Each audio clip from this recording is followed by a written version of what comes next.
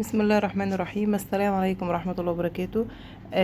زي ما انتم شايفين كده هعمل معاكم النهاردة كفتة بطريقة اقتصادية جدا جدا وموفرة. بتعمل يعني ربع كيلو هيعمل معاكي نص كيلو.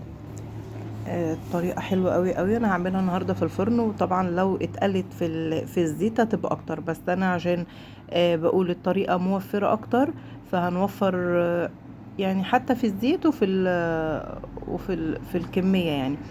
هنا اول حاجه انا معايا ربع كيلو لحمه مفرومه.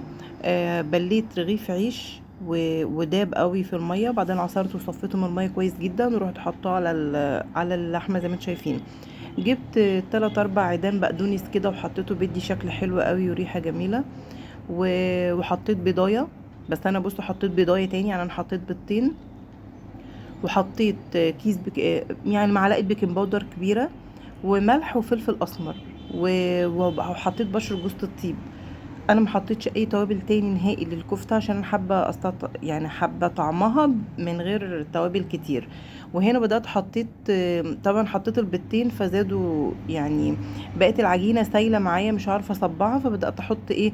حطيت بتاع حوالي 3 معالق دقيق كده، اللي هي خلت العجينه مسكت نفسها شويه، ان انا اعرف ان انا اشكلها في ايدي. وهبدا اصبعها زي ما انتم شايفين كده في الصينيه. انا دهنت الصينيه دهنه زيت وبدات اصبع. انا سبت الكفته الاول ارتاحت نص ساعه في التتبيله بكل حاجه، في البيض بكل حاجه، وبعد كده بدات ان انا اصبعها زي ما انتم شايفين كده في الصينيه. بس ممكن ان احنا نقليها، لو قليناها هتبقى اكتر. طبعا البيكنج باودر في الكفته عامه بيديها طراوه، بتبقى طريه، ما بتبقاش مكبوسه. والبيض نفس الحكايه، بس البيكنج باودر بيبقى اكتر كمان. بس انا حبيت ان انا عشان رغيف العيش اللي حطيته برضو يعني بظبط القيمه الغذائيه تبقى اكتر للكفته بتاعتي. يبقى كده من الاول حطيت ربع كيلو كفته، عليه رغيف مبلول، عليه العيش، عليه معلقه بيكنج باودر، معلقه سنه ملح، سنه فلفل اسمر، 3 معالق دقيق. وزي ما انتم شايفين كده هو كده انا دخلتها الفرن، وطلعت زي ما انتم شايفين كده طريه جدا. هفتحها لكم في الاخر هتشوفوها طريه قوي قوي، وعملت كميه حلوه. و...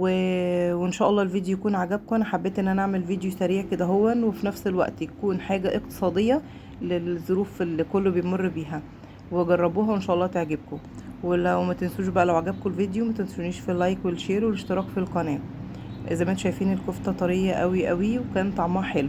ولو اتقلت في الزيت هتبقى هتنفش اكتر من كده كمان، بس انا حبيت ان انا اعملها في الفرن عشان متبقاش شاربه زيت كتير. السلام عليكم ورحمه الله وبركاته.